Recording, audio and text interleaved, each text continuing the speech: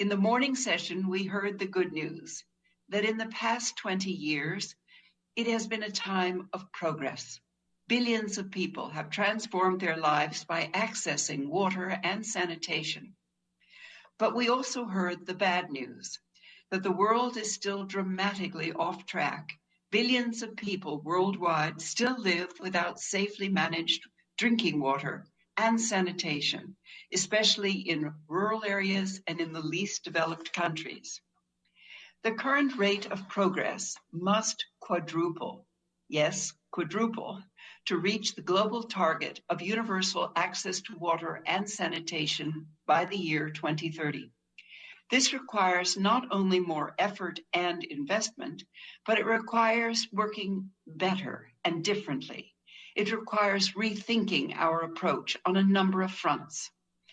That is what our panel today is exploring. We are discussing two accelerator areas from SDG 6, Global Acceleration Framework. The first is data and information, and the second is governance. So first, data. Credible and timely water and sanitation data is critical to helping us build stronger political accountability and commitment. It also provides evidence to help inform and shape sound policies, regulation, planning, and investments, and to ensure that we're applying the right levels of resources where the needs are the greatest. However, data and information are often not available and not shared between sectors to effectively inform decision-making. So we need to do better with this, and it is the challenge that we have for our panel today. And second, governance. We need to establish and encourage more cross-sector collaboration, especially at the local level, all supported by improved data generation and improved monitoring, transparency, and trust. So here is our second challenge. Taken together, these steps will help leaders to make informed decisions while increasing accountability, commitment, and investment needed to accelerate and sustain progress. So to discuss these issues, we are joined by 5 distinguished panel members who will share their experiences and their concrete accelerations for actions for both water and sanitation. We're going to start with the first round of introductions and questions, and then open the floor to comments and questions, which I'm anticipating you will be generous with. Let us now turn to our 4th panel member, Dr. Nuraini Rama Hanifa, who is the Secretary General of U-Inspire Alliance. The Alliance is a platform for networking, collaboration, and innovation that links together more than 1,000 members from 12 countries to promote science-based policy for disaster risk reduction. She is also a researcher at the Geotechnology Research Center of the Indonesia Institute of Sciences. So Dr. Hanifa, let me ask you this question. Would you talk a bit to us about the work of U-Inspire Alliance? From your experience, how can youth and young professionals take action to accelerate solutions to water-related disaster issues? And would you talk about this both locally and globally? Thank you. Thank you, Madam For. Good afternoon, everyone, and greeting from Indonesia. It is such an honor and pleasure to be invited to this important forum. U-Inspire Alliance is a network of youth and young professionals in Asia and Pacific working in science, technology, and innovation to support disaster and climate resilience. I'm the founder of U-Inspire, started exactly 3 years ago when 30 young people participated in a dialogue organized by UNESCO Office Jakarta. Back then, we experienced the challenges in voicing out our ideas, connecting with experts, gaining data and information, and also contributing toward policy. However, there are many young people eager to channel their curiosity and passionate to contribute in ways that are unconventional. The idea of U-Inspire platform has been embraced by a surprising number of countries, and it keeps growing. The Alliance is positioning itself as an active network for collaboration, where mutual learning is encouraged to address challenging local and transboundary issues. We are part of the 2.9 billion young people between the age of 15 to 39 years, which means 38% of the global population today. One could imagine the immense potential to the acceleration processes and how powerful it could significantly move changes if given space and opportunities. Our panelist here, Charlene, is among the prime examples of the leading role of young people we are very proud of. Within the last 2 decades, the frequency of water-related disasters, such as floods, tsunamis, slides, and debris flows, storms, and droughts, increased significantly.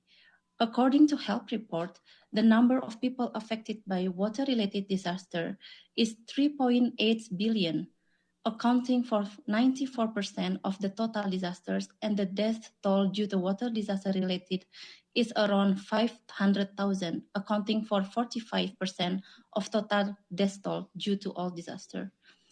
We have contributed to water-related disaster using science and technology, for example, in the more effective research and analyzing data and information, in risk communication, in art, design, and development of innovative low-cost technology and tools, applying science and technology advancement for local actions that directly contribute to the community and supporting evidence-based policymaking and advocacy based on data. Water-related disasters like urban flooding, for example, require rapid response and adaptation of modern technology, which is also sensitive to each different local and social context.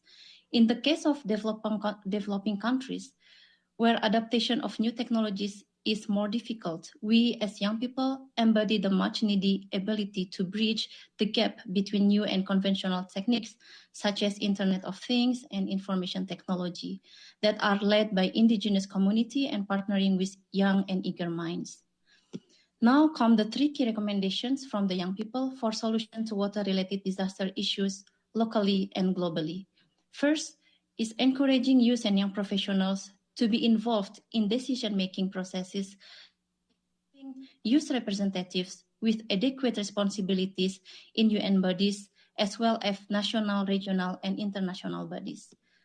The second is the need for greater young people collaboration. For example, collaboration with UN agencies, the high-level expert and leaders panel on water and disaster, or HELP, and OECD.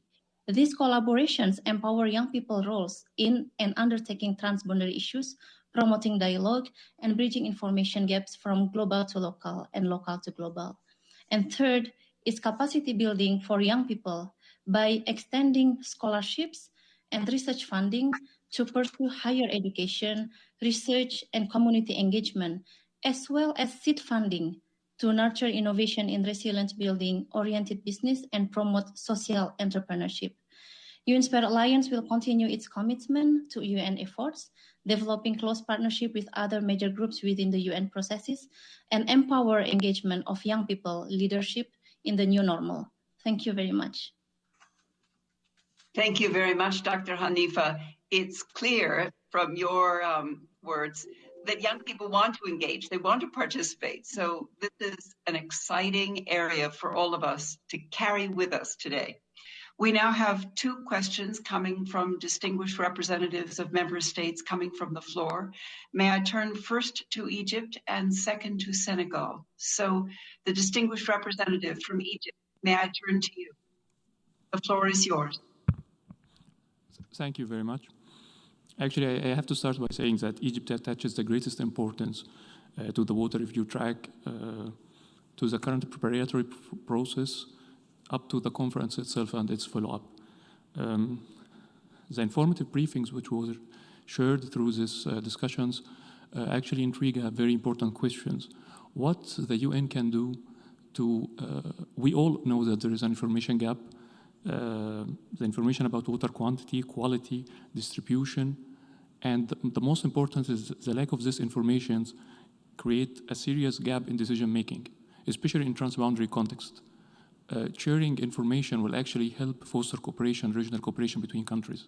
So how the UN can build capacities between countries, build capacity is even in countries where it's even difficult to fully capture the idea, to be able to develop an early warning system, to be able to share information on a daily basis, because sometimes the only way to manage a transboundary water course in an adaptive and cooperative manner will be through a very robust mechanism for sharing information.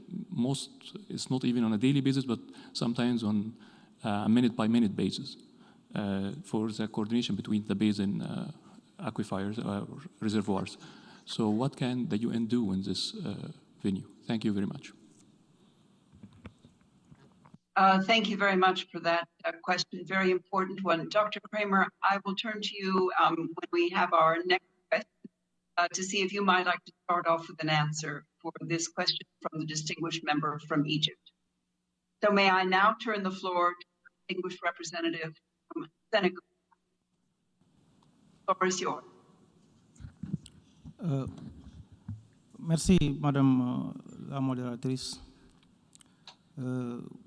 Je voudrais d'abord remercier les panélistes pour cette manne d'informations utiles. J'ai deux questions à adresser au Dr Kramer. La première question est relative à l'absence de données qu'il a relevées. Et j'aimerais savoir, à l'absence de données pour quantifier un peu les eaux souterraines et aquifères, quelle est l'alternative pour faire face au changement climatique qui impacte la disponibilité en eau? J'ai à l'esprit un peu le dessalement de l'eau de mer. Est-ce que ça pourrait être une solution? Ça, c'est la première question. La seconde question concerne le recyclage de l'eau que nous utilisons. Est-ce que pour plus de durabilité, est-ce qu'il ne faudrait pas s'acheminer à cela? Et quel est l'état de la science là-dessus? Je vous remercie.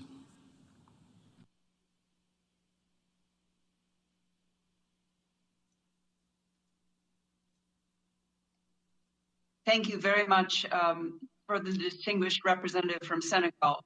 Very interesting questions, and you have directed them to Dr. Kramer, but all panelists who would like to add their thoughts and ideas to these questions, please do so. In addition, we have another member state who would like to pose a question, and it is Kiribati. Distinguished Representative Kiribati, the floor is yours. Hello. Thank you so much for the presentations from the panelists. And speaking on behalf of my country, Kiribati, in the middle of the Pacific, little dots spread across the ocean, you know, as spread apart as the continent of the United States, covering an area of about 5 million square kilometers of ocean. And these islands are low-lying atolls with only a small amount of water, underground water, which supported the population, our populations, since millennia, in a way that people are used to, and they're quite satisfied, although they wanted to have the luxury of water like you have in the big countries, where the rivers are always flowing, and there's so much water there. But our people are very much used to a disciplined way of using water, and especially now in the context of climate change.